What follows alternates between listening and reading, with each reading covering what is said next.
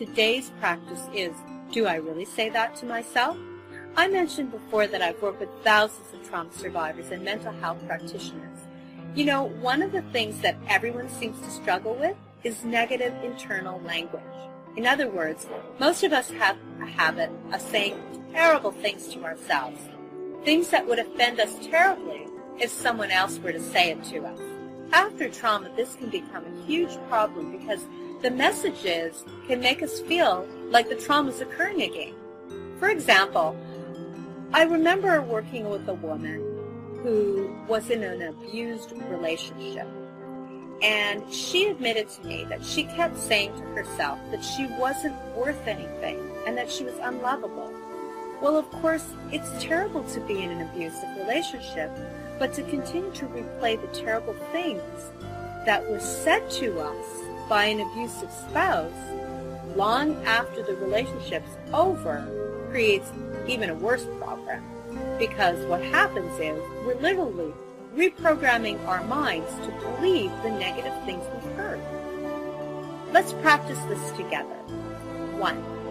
What was the meanest thing you said to yourself in the last 24 hours? Listen, be honest with yourself. The reality is you don't have to be honest with me or anybody else, but you really need to be honest with yourself. I hear loads of different things from my clients. I'm ugly, I'm worthless, I'm stupid, I'm damaged, I'm embarrassing, and on and on. And the pain that goes along with that can just be as bad as if we're hearing it from somebody we know. Don't worry about the content. Just capture the one worst sentence. Now write out the closest approximation to the positive.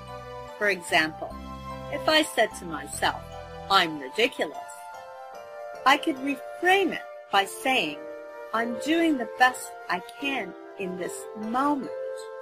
If I said, I'm a bad person, I could say, I'm working toward being a better person today. Get the idea? Now you try it. Write out the sentence that represents something negative you said to yourself recently. Then, add the following new self-talk habit. In this moment, I'm working toward being a better person. I'm working toward my own growth and recovery. I'm worthy of good treatment.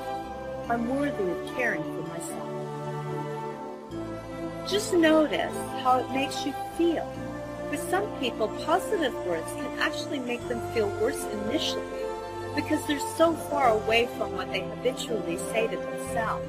So this is going to take some practice. Just like working in new shoes, saying new things, even positive, can make us feel uncomfortable. Practice and allow the discomfort without getting attached to it. Then repeat the positive statement and just notice. For most people, practicing the positive new internal language gets easier over time. Practice this again throughout the day whenever you need to capture feelings of comfort or calm. Take the time right now to form a new healthy practice habit.